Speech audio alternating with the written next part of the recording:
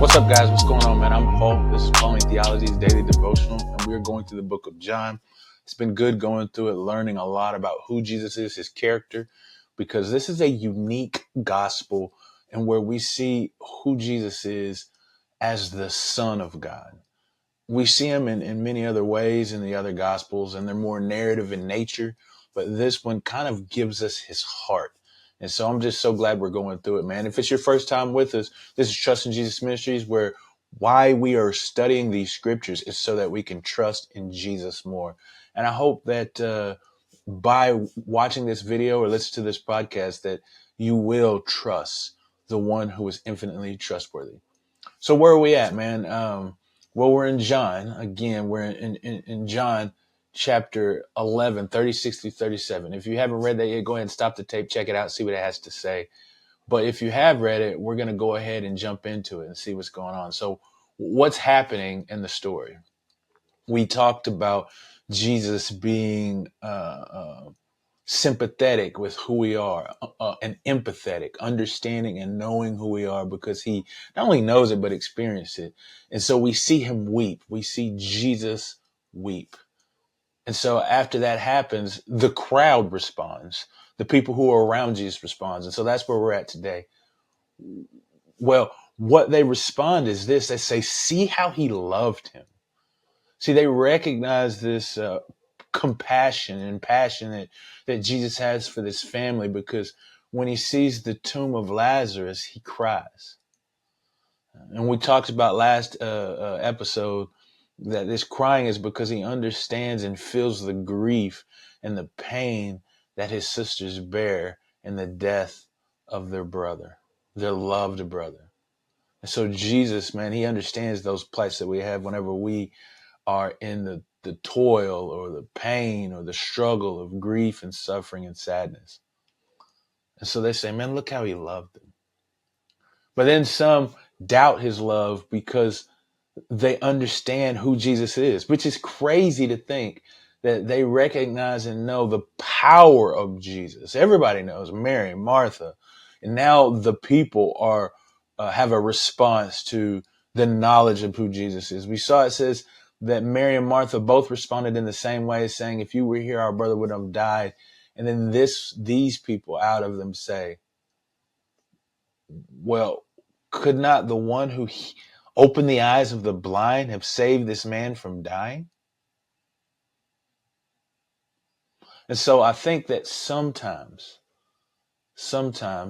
in the midst of our struggles and our pains, as John writes and shows us how he empathizes with us by crying at the tomb of Lazarus, we wonder why he doesn't do something, why he hasn't done something about it. And that's the question here, is if first off they're questioning his power, or if he really does love us. So what does this say about God? Well, when we find out, because we all know the end of the story, that Lazarus comes alive and he raises from the dead. And if you don't know the story and you're going through it with us, well, a spoiler alert. But we see that God has a plan and he knows what he's doing when he does this. Matter of fact, we've already seen earlier when it says that this is for the glory of God. And so his plan is to allow them to believe. He says, so that in order that you might believe. He says, I'm glad that you were here with me because, and he was saying this to the disciples earlier, he says, in order that you might believe. So there's a greater purpose in the suffering and the struggles that we find ourselves in. God has a plan. And what does it say about man? Well, it says to us that we don't understand the plan. We don't know it. I mean, God has, in Isaiah, it says his thoughts are higher than our thoughts, man, just as the skies, the heavens are above the ground. And so even when we try and understand, sometimes we will never know. But at the same time, it's for us to trust in that plan that God has. To trust in that plan. Even though we don't understand or know why the suffering, the toils, the tribulations, the problems, the struggles, sometimes we'll never know why. But we must trust his plan. Let me rephrase that though. because we'll never know why. I think the truth is that we always know why. Ultimately, it's because God is revealing in us his glory, his goodness, and his love. Ultimately, that's the goal. Now, there may be little nuanced things that happen as his glory is revealed in our lives. Others may come to know him. Others may begin to follow him. We might become more like him, which is always the case, is that we become more like Jesus, representing his nature and character to the world in a better way so that they might see the gospel and glory in his name. But there are other little things that could happen. And sometimes that's the reason that we want a specific and exact reason why sometimes, man. And I feel you, man. My heart longs for those things as I've struggled this year with many things to wonder why these things are occurring. For what purpose do they carry? But ultimately, I recognize, and in the same way, we're going to see here that it is for the glory of God, that we might believe and trust in him more. So the application, obviously, is a simple one. It's trust in Jesus. Trust in who he is and what he will do to give glory to his name, but to bring good to us because he loves us. He cares for us.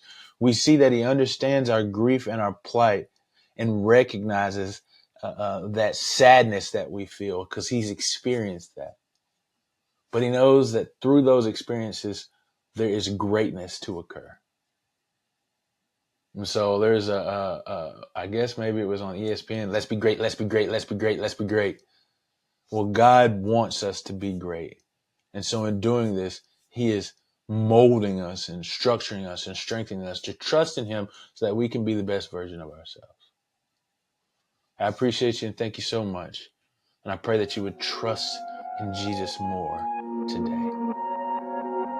I'll see you guys in the next episode.